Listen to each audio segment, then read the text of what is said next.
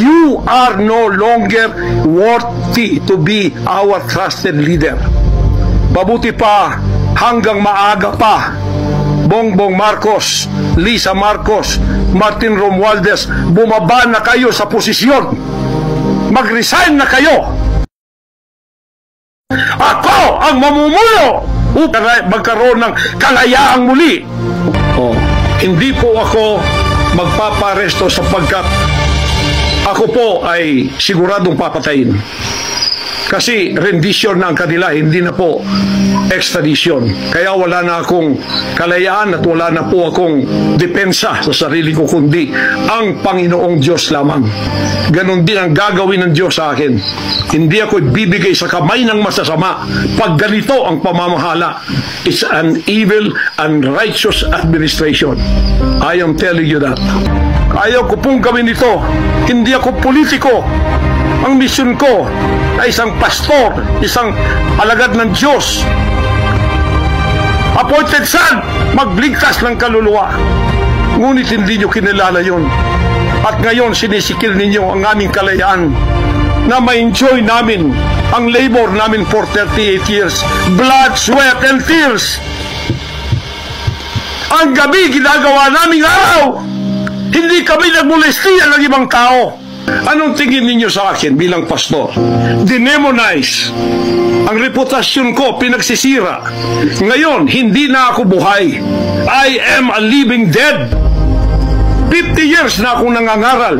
38 years in the kingdom ministry. Ni isang sigarilyo hindi tumama sa bibig ko. Ni maliit na bisyo hindi ko pinasok. Ako po ay hindi nag-asawa. Ngayon, inaakusahan ako ng napakaraming babae. Ito po ang kasalanan ko. Pinayaman ako ng Panginoon Diyos, akala nila sa akin. Single ako, kaya pinag-aagawan ako. Pagkatapos na ako ay maghihindi, mapapahiya, ibabaliktad nila sa akin. Yan ang tinatawag kong Potiphar's wife syndrome. Hindi po ko nagsasalita ng ganito kasi mapahiya ang mga babaeng yan. Nag-aagawan sila.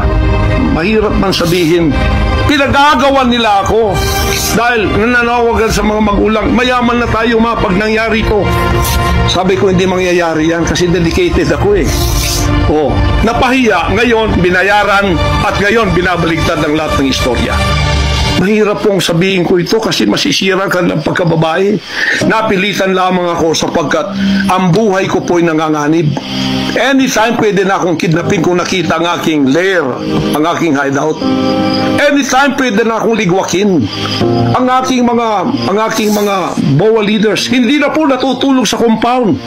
Kung saan-saan na lang po mga membro kami natutulog. Doon sa mga payak na mga bahay, doon sa mga bahay na hindi kilala. Sapagkat lahat po kami nakalista na, napapatayin, gugurgurin. Wala po silang takot kasi nasa kanila daw ang kapangyarihan.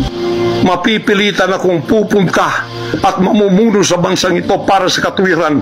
Sasabihin ko sa inyo, pag ito'y kalooban ng Diyos, gagawin ko ngayon din, sapagkat ang buhay ko ay wala ng kwenta. Papatayin din naman nila ako. Ngayon tatayo na ako para sa kalayaan nating lahat.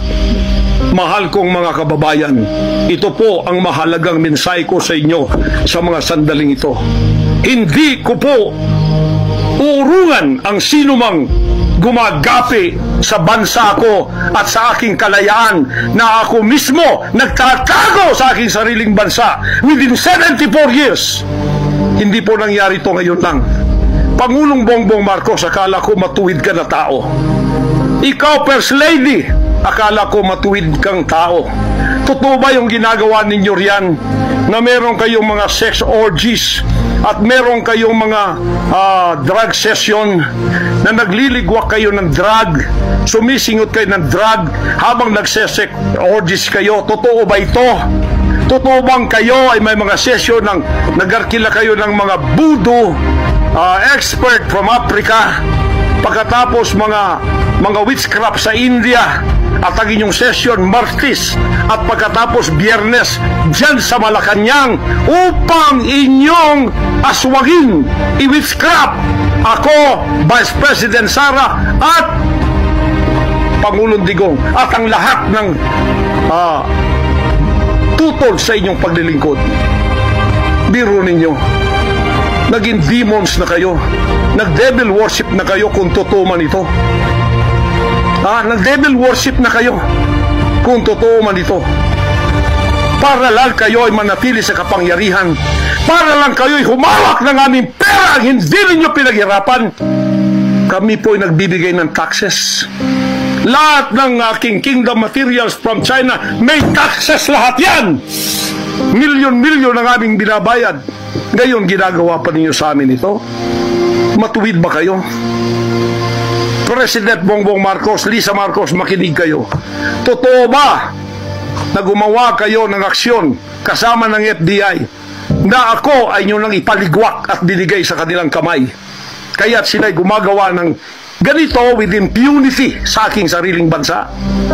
Kung ganyan ang ginawa ninyo, I will not honor you. I will not respect you because you did not honor me and you did not respect me. You are no longer worthy to be our trusted leader. Mabuti pa hanggang maaga pa, Bongbong Marcos, Lisa Marcos, Martin Romualdez, bumaba na kayo sa posisyon. Mag-resign na kayo sapagkat hindi hihinto ang tinig na ito habang naririyan pa kayo. Mga kababayan, tatayo ako sapagkat patay naman lang din ako. Tatayo ako hanggang buhay pa, hanggang may hininga pa ako, para sa natitirang buhay ko ay magkaroon naman tayo ng boses at magkaroon ng kahit munting kalayaan na lang mula sa mga banyaga na kasabwat ang mga makapiling Pilipinong ito na itinayo natin sa kapangyarihan. Akala natin ay maaasahan natin sila.